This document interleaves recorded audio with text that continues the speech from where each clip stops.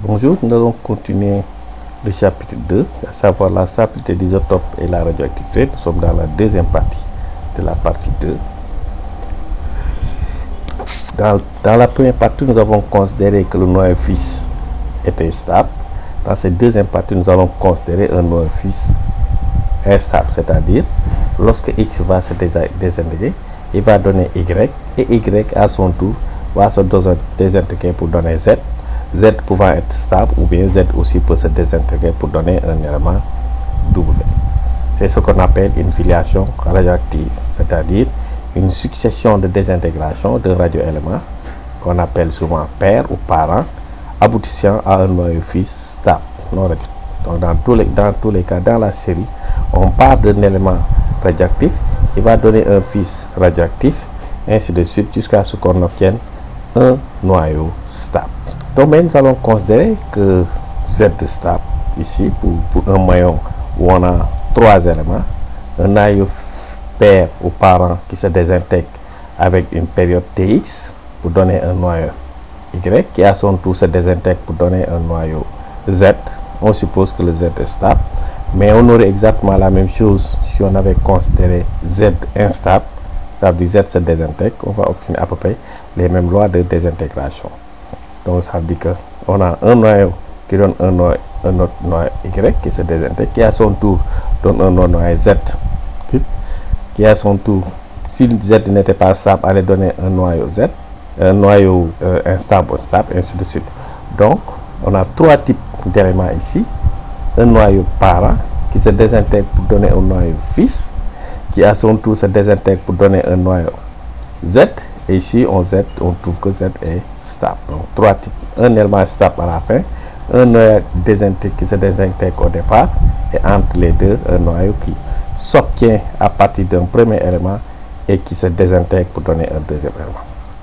À l'instant initial, il n'y a que des noyaux de X. Donc, on l'appelle N01. Bien sûr, il n'y avait pas encore de noyau d'Y et pas de noyau de Z. Dans un instant T différent de 0, un certain noyau de X se sont désintégrés pour donner un certain noyau d'Y qui à son tour, une partie de ces noyaux se sont désintégrés pour donner des noyaux Z. Comme Z ici est stable, bien sûr, Z ce sera une accumulation de noyaux. Donc qu'est-ce qui se passe? Ça veut dire en permanence X se désintègre pour donner Y, et Y au fur et à mesure qu'il se forme se décompose à son tour pour donner l'élément Z. D'accord? On va étudier les trois lois de variation qui régissent les nombres de noyaux de X, Y et Z. Ici, si on regarde la variation d'X, ça veut dire, on l'avait déjà vu, on a un élément X qui se désintègre pour donner un élément Y. On n'a pas raisonné sur le fait que Y se désintègre ou pas. Lui, dans tous les cas, il suit une loi de variation qui lui permet de se désintégrer pour donner Y. Donc la variation de X, nous avons déjà vu dans la première partie du cours, est proportionnelle au nombre de noyaux que vous avez dans l'échantillon, et le coefficient de proportionnalité c'est lambda 1. Donc, et on a cette loi de variation qu'on avait déjà vue dans la première partie du cours, N1 de T égale N0 exponentielle de moins lambda T. L'activité de X est alors lambda N1, nombre de noyaux désintégrés par unité de temps. En remplaçant N1 par son expression, on a lambda 1 N0 exponentielle de moins lambda T A1 de T, qui est l'activité du noyau parent est égale à A0 1 exponentielle de moins lambda 1 T. Quelle est la loi de variation de Y? Y, pendant le temps T, deux phénomènes se superposent. Y se forme à partir de X, donc le nombre de noyaux de X désintégrés c'est lambda 1 N1 dt, le nombre de noyaux désintégrés pendant le temps dt. Et ce nombre de noyaux désintégrés de X donne des noyaux d'Y. Mais dans le même temps, Y va se désintégrer pour donner le noyau Z. Et le nombre de noyaux de Y désintégrés c'est lambda 2 N2 dt. Quelle est la variation du nombre de noyaux de Y? C'est ce qui s'est formé moins ce qui s'est désintégré. D de N2 de T, lambda 1 N1 dt, nombre de noyaux de y formé pendant le temps dt moins lambda 2 n2 dt, nombre de noyaux de y désintégrés pendant le même temps. On a d'abord d de n2 sur dt en factorisant par dt, lambda 1 n1 moins lambda 2 n2 dt.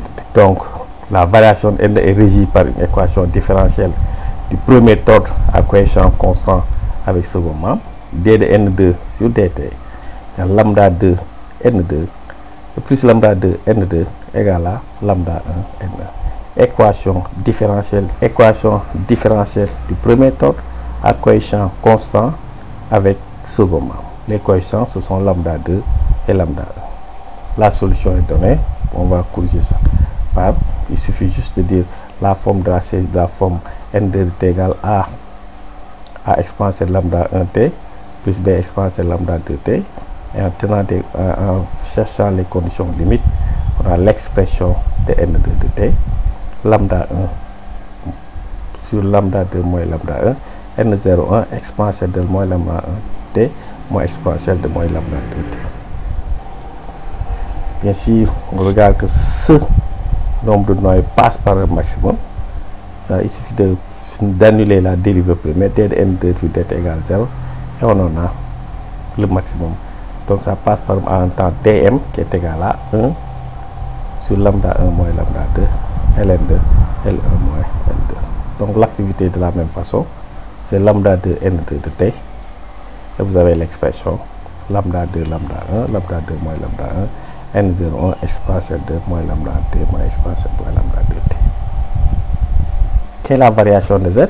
Il y a deux façons pour trouver la loi qui régit le nombre de noyaux de z. Il suffit de remarquer que quel que soit le temps, tous les noyaux qui se désintègrent proviennent de x. Donc chaque fois, il faut qu'un noyau de x se désintègre pour donner un noyau de y. Il faut un noyau de y qui se désintègre pour donner un noyau de z. Donc quel que soit le temps, si vous faites la somme du nombre de noyaux total dans l'échantillon, c'est ce qui se reste en n, ce qui s'est formé en t2, en y, et ce qui s'est formé en z. Donc on a n0, n plus n01, c'est n1 plus n2 plus n3, ce qui permet d'avoir n3. Comme on a les expressions de n1 et de n2, il faut remplacer. Sinon, on a l'équation différentielle, puisqu'on sait que le nombre de noyaux, la variation du nombre de noyaux de z, d de n3, c'est lambda 2 n2 dt, qui correspond au nombre de noyaux de z désintégrés. En résolvant cette équation différentielle, on retrouve dans les deux cas le nombre de noyaux de n3, n01 facteur de 1 moins lambda 2 sur lambda 2 moins lambda 1 exponentielle de moins lambda 1t plus lambda 1 sur lambda 2 moins lambda exponentielle de moins lambda 2t. On prend une application, c'est la famille de l'uranium. Considère le dernier élément stable de cette famille est le P. Calculer le nombre de désintégrations alpha et bêta au cours de cette filiation radioactive. On a D230-92, il se forme donc le nom X alpha, Y bêta moins 206. Donc loi de conservation 238 égale 4x, puisque l'alpha c'est 4,2H2 plus 0y bêta moins 206, x égale 8, y égale à x égale 8 et y égale à 6. On va étudier la variation de y. Voici y, l'expression lambda 2 lambda 1 sur lambda 2 moins lambda 1 n01 exponentielle de moins lambda 1t moins exponentielle de moins lambda 2t. On va factoriser par exponentielle de moins lambda 1t, donc ce qui est ici en rouge. Donc ça sort, il va rester 1 ici. Bien sûr, on va diviser par exponentielle de moins lambda 1t. Lorsqu'il monte, il devient exponentielle de plus lambda 1t. On a donc lambda 2, bien sûr, n0 exponentielle moins lambda 1t, c'est n1 de t. Vous multipliez par lambda 1, vous avez a1 de t. Donc, on a a2 de t, c'est lambda 2. Lambda 2 moins lambda a1 de t, 1 moins exponentielle de moins lambda 2 moins lambda T. Donc en fonction des valeurs relatives de lambda 1 et de lambda 2, on a certaines lois de variation qui vont évoluer. Si on suppose que lambda 1 est très petit devant lambda 2, c'est-à-dire que T1, la période du père, est très grande devant la période du fils. On parle d'équilibre séculaire. Donc c'est-à-dire que le noyau-fils se désintègre plus rapidement que le parent. C'est-à-dire que tout ce que le parent donne, le fils le dépense aussitôt, se désintègre aussitôt. N2 de T, on réécrit lambda 1 sur lambda 2 moins lambda 1, N01 exponentielle de moins lambda 2 T. Bien sûr, comme on a fait tout à l'heure, on factorise par exponentielle de le moins lambda 1 T. Il va rester la même chose. Mais comme on a dit que lambda 1 est très faible devant lambda 2, on peut négliger lambda 1 devant lambda 2. On peut négliger lambda 1 devant lambda 2 du fait de cette supposition lambda 2 devant lambda 2. Donc qu'est-ce qui va nous rester? Donc le lambda 2 on néglige, il va rester lambda 1 sur lambda 2. Ici on néglige sur lambda 1 devant lambda 2, il reste exponentielle de lambda 2t. Donc pour un temps suffisamment long, qui dépend bien sûr des valeurs relatives de lambda 1 et lambda 2, donc exponentielle de lambda 2 qui est très grand bien sûr devant lambda 1. Donc pour un temps suffisamment long, exponentielle de lambda 2t va tendre vers 0 et il va nous rester, ça fait 1, donc il va rester ceci, n2 de t égale lambda 1 sur lambda 1, n01 exponentielle de lambda 1t. On reprend, n2 de t égale lambda 1 sur lambda 2, n01 exponentielle de lambda 1t. Bien sûr, n01 exponentielle de lambda 1t, c'est n1 de t. Donc je peux écrire que lambda 2 fois n2 égale lambda 1 fois n1, a2 de t égale à a1 de t. Ça veut dire qu'un bon tout temps, au bout d'un temps suffisamment long, on a ce qu'on appelle l'évêque radioactif ou séculaire. C'est-à-dire pour la valeur radioactive, toutes les activités sont les mêmes. Lambda 1 c'est lambda, ça égale à lambda 2, lambda 3, ainsi de suite, ainsi de suite. Et voici ce qu'on a. Si on trace l'activité du père, l'activité du fils augmente progressivement jusqu'à atteindre l'activité du père et les deux vont ensemble. Et vous l'avez dans cet exemple-là, vous voyez que ici la période du parent c'est 30 ans, alors que la période du fils c'est 2,5 minutes. Donc c'est comme si ça disparaissait. C'est comme si on passe directement de CS à BA. Du CS à BA, puisque l'activité est tellement grande, la période de désintégration est tellement faible, ça veut dire la constante de désintégration est tellement élevée que tout ce qui se forme en BA se désintègre aussitôt en BA stable. Ça c'est le BA métastable, ça veut dire que ça existe, c'est à l'état excité, mais avec une période bien définie. On parle d'état métastable. Donc le BA métastable se désintègre aussitôt pour donner le BA stable période. Ici on va parler aussi de l'embrasement radioactif. Dans les deux premières parties du cours, nous avons vu juste un noyau qui se désintègre pour donner un noyau fils, que ce soit dans la première partie où le noyau fils était stable ou dans la deuxième partie où le noyau fils est désintégré. Ici on parle de remplacement radioactif lorsqu'un noyau donne plusieurs modes de désintégration en même temps. Donc, chaque mode de désintégration va être caractérisé par sa propre période de désintégration, par sa propre constante de désintégration, par sa propre probabilité de désintégration. Et ces probabilités de désintégration sont indépendantes les unes des autres. On verra tout à l'heure que la constante de désintégration, c'est la somme totale des constantes de désintégration, mais la période effective de désintégration de radioéléments est telle que c'est égal 1 sur TF, la effective, est la somme des inverses des périodes de désintégration. Exactement ce qu'on a. Voici l'exemple.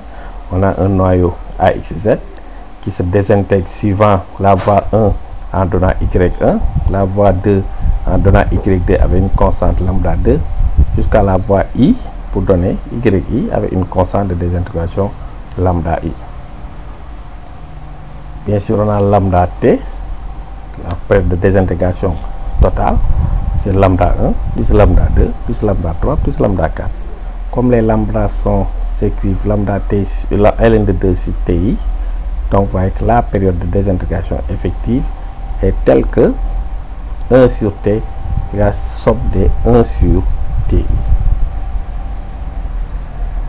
C'est le cas par exemple du CI 64 qui peut se désintégrer suivant 3 voies différentes. Bêta plus, 19%. Si vous avez 100 noyaux, les 19 vont se désintégrer suivant la voie bêta plus. Capture électronique, 42 vont se désintégrer suivant la voie capture électronique. Et par bêta moins, nous avons 32 sur 100.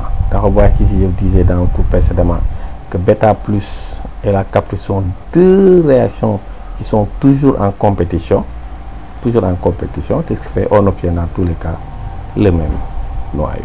Ici, dans ce cas précis, on obtient le nickel 64.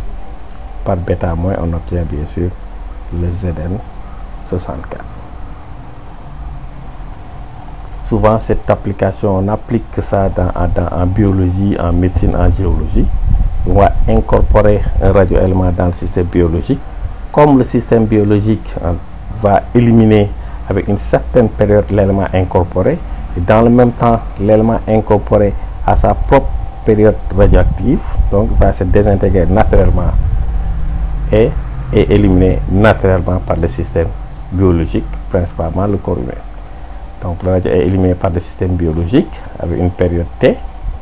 Le radioélément se désintègre avec une période propre T0. On a donc l'élimination de radioéléments dans le corps. Sa période d'élimination du corps est telle que 1 sur TF, la période effective, c'est 1 sur TB, la période biologique, l'élimination de l'élément par l'organisme, et bien sûr la période physique qui est la période de désintégration de l'élément.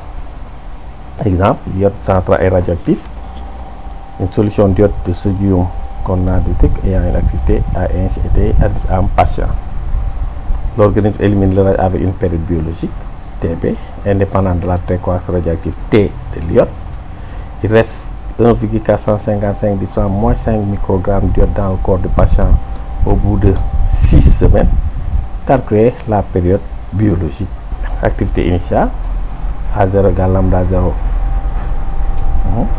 Lambda, on remplace, N0 c'est M0 c'est M fois 10, ce qui permet d'avoir M0, TA0 sur M, N ln de 2. Or, on connaît l'expression de M. M de T, c'est M0 expansé de moins lambda T, expansé de moins lambda TF, ce qui permet d'avoir lambda effectif, L de 2 sur TF égale 1 sur T. On remplace. Donc T effectif 1 plus 1 biologique, moins N de T sur N de T. On cherchait la période biologique. Donc 1 sur T biologique, c'est 1 sur T moins ceci. Et vous avez T biologique, c'est 4,69 jours. Donc, il existe un certain nombre d'éléments radioactifs. Mais ces éléments radioactifs appartiennent à des familles bien définies. Et, bien sûr, ces éléments radioactifs appartiennent à ce qu'on appelle 4 grandes familles. Il y a 3 familles naturelles et une famille artificielle. Chacune des familles est caractérisée par son parent, ça veut dire le premier élément de la série, son élément dont sont issus tous les membres de la famille, et avec une très grande période. Donc une famille radioactive est l'ensemble de ce fait des nucléides issus d'un même radioélément dans une série de désintégration successives. Vous avez A qui est le noyau parent qui se désintègre pour donner B, B ensuite se désintègre pour donner C, et ainsi de suite jusqu'au élément S qui lui est stable. Donc dans ces 4 grandes familles, on verra toujours l'élément stable, on voit aussi toujours le parent initiateur de toute la série. Ici voilà les différentes familles. La famille du thorium tous les éléments de la famille du thorium ont des nombres de masse de la forme 4 fois n. 4n, n qui varie de 58 à 52. Le premier élément de la série, c'est le thorium 92. Vous voyez que vous prenez 232, vous divisez par 4, vous avez le premier, c'est 58. D'accord? 232 sur 4, ça fait n égale 58. Et ça va donner une série de désintégration. Thorium 91, une série de désintégration pour aboutir au plomb, le dernier élément stable. Vous divisez par 4, vous avez 52. Donc tous les éléments de la série sont de la forme 4n 91 ici. L'uranium, la famille de l'uranium. Donc c'est l'uranium 238. Tous les éléments sont de la forme 4n plus 2, donc 238. Si vous divisez par 4, vous aurez 59 plus 2, il va rester 2. Donc 20, 38 divisé par 4, ça fait 9 fois 4, 36, il reste 2. Et le dernier élément, bien sûr, vous divisez par 4, vous avez 20, vous avez 51. C'est 4 fois 51 plus 2. Le dernier élément de la série, c'est le plomb 206. La famille de l'actinium, c'est l'uranium 235. Vous regardez les périodes. Ici, pour le thorium, la période, c'est 1,4 puissance 10, 1 milliard 400. Non, pardon, c'est 14 10 puissance 9, ça fait 14 milliards d'années. Oui, c'est 4,5 milliards d'années. Le thorium, c'est combien? 720 millions d'années. 720 millions d'années. Et le thorium, c'est la famille du neptunium. Le neptunium, famille du neptunium. C'est 220 000 années. Et ça aboutit au bismuth. Et si vous regardez bien, ici, toutes les périodes sont très grandes. C'est pourquoi, comme dans le cas du neptunium, on pense que le neptunium a existé en même temps que les autres éléments. Mais comme sa période est très petite et que la Terre existe depuis plus de 5 milliards d'années, donc le neptunium a eu largement le temps de se désintégrer avant notre ère, ce qui fait que on parle de famille artificielle créée au labo, bien sûr, puisqu'on a trouvé le bismuth. Ce bismuth provenait d'où? Et bien sûr, on pense que le neptunium, cette famille était une famille naturelle. Elle a existé en même temps que les 3 autres familles, mais comme sa période est très courte, cette famille a totalement disparu avant notre ère. Exemple ici, on a la famille de l'uranium 238. Tous les éléments qui proviennent de cette famille, vous voyez qu'ici, par alpha, il donne du thorium, qui par bêta moins donne du palladium, qui par alpha, qui par de l'uranium 234, par alpha donne du thorium 230, par alpha, on a du radon, du polonium, du plomb 214, du bismuth 214, du polonium 214, puis du plomb 210, du bismuth 210, du polonium 210, du PB 206 qui est stable. Donc il a fallu toute la famille là, depuis le parent ici, 8 plus 6, ça fait combien? Ça fait 14. 8 alpha et 6 bêta moins, pour passer de l'uranium 238 au PB de façon naturelle, bien sûr, au PB 206. La radioactivité est un moyen efficace qui permet de dater les objets anciens. Donc la radioactivité permet de déterminer l'âge des objets anciens en s'appuyant bien sûr sur la décroissance naturelle des radionucléides qu'ils contiennent. On a plusieurs méthodes de datation. La plus connue, l'une des plus connues du moins, c'est au carbone 14, mais il existe d'autres méthodes de datation. On va mettre la datation aux métaux comme celle du plomb. La datation au carbone 14, c'est une méthode de datation fondée sur la mesure de l'activité du carbone 14 contenu dans la matière, dont on souhaite l'âge absolu, à savoir le temps écoulé.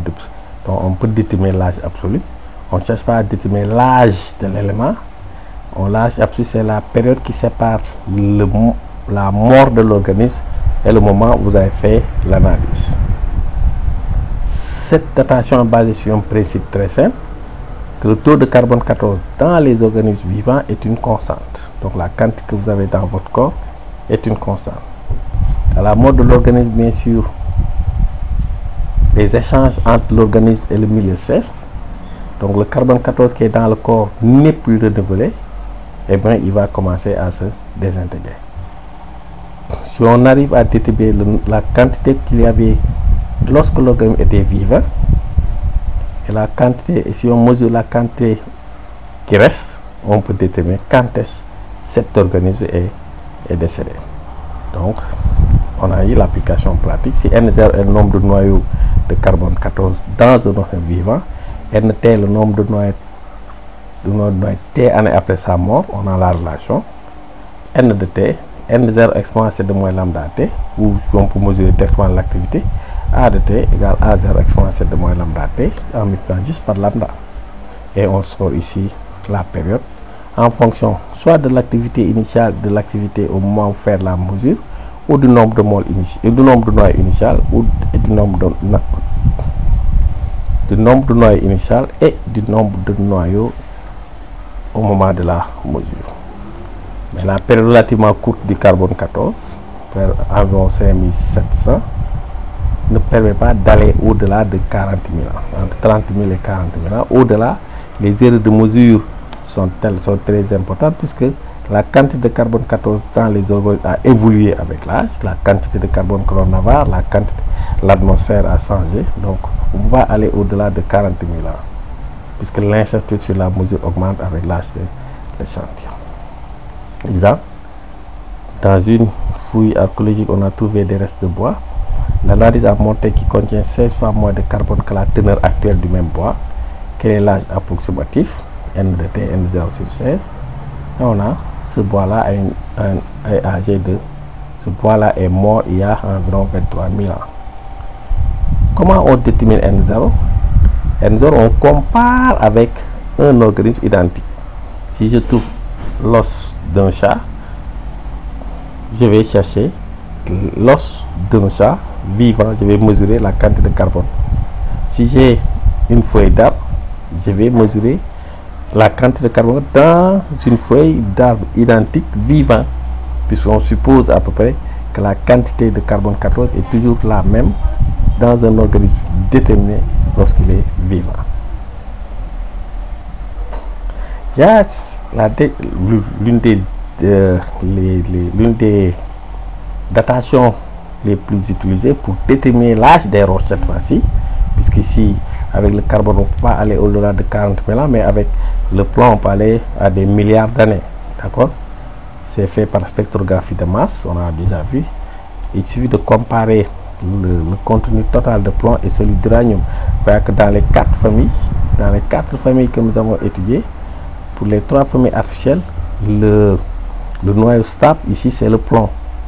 Donc il suffit de déterminer la quantité de plomb qu'il y a dans une roche, de comparer avec celle de l'uranium et vous pouvez en déduire l'âge de cette roche. Donc dans la méthode uranium plomb, l'âge d'un moteur est calculé d'après les taux de désintégration relativement connus de l'uranium 238 qui se trouve dans la roche et du plomb 206, si on prend la famille de l'uranium 238, ou bien l'uranium 235 et le PB 207 et le PB 207. Donc on compare la quantité de l'élément père et dernier élément fils stable dans une famille déterminée. On suppose bien sûr qu'au départ, à T égale 0, il n'y avait que de l'uranium et pas du plomb. Donc voilà ce qu'on a. Si on prend la famille de l'uranium 238 qui aboutit au 206 Pb, on avait trouvé qu'il y avait 8 alpha et 6 bêta moins. Si N0 est le nombre initial du noyau 238, à T égale à T, le nombre de noyaux restants, N de T c'est N0 exponentielle de moins lambda T. Non, mais si vous regardez bien, le nombre de noyaux d'uranium désintégrés, chaque fois qu'un noyau d'uranium se désintègre, il donne un noyau de plomb. Donc le nombre de noyaux d'uranium désintégrés est égal au nombre d'uranium de Pb formé. C'est la base de la réflexion. chaque fois qu'un noyau d'uranium se désintègre, il donne un noyau de Pb. Donc le nombre de noyaux d'uranium désintégrés est égal au nombre de noyaux de Pb formés. Le nombre de noyaux d'uranium désintégrés, c'est ce qu'on avait au départ, moins ce qui reste.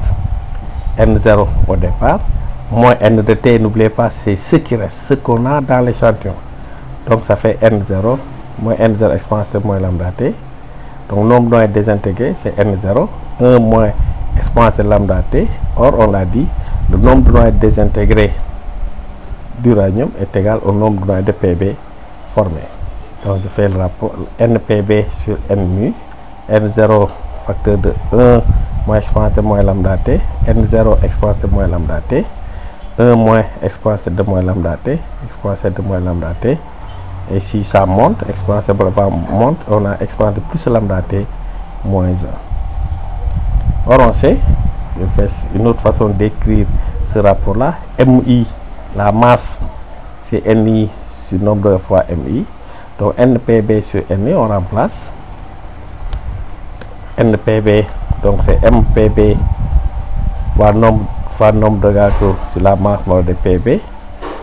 NU, c'est MU sur MU min per nombre d'Avogadro, donc le nombre d'Avogadro se simplifie, égal à exponentielle de plus lambda T moins 1. Et on a déduit directement la période. Donc connaissant, ouais, il suffit juste de connaître, dans cette expression, on connaît la période de l'uranium 238.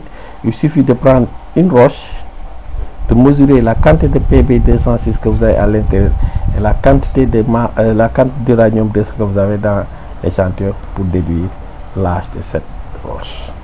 On dit que c'est cette roche, cette méthode-là qu'on a utilisée pour déterminer l'âge de la Terre, qui existe depuis à peu près 4,5 milliards d'années, donc à peu près un peu moins de 5 milliards d'années. Et qu'il a désintégré de l'uranium 238, sachant que celle-ci produit des hélions alpha, des négatons, pétames et du plomb 206. L'analyse d'une roche très ancienne contenant a donné 5 grammes de Pb. C'est la quantité initiale de Pb dans la roche très négligeable. Déterminer la masse de ce qui s'est désintégré dans cette roche-là. Je peux me demander l'âge aussi.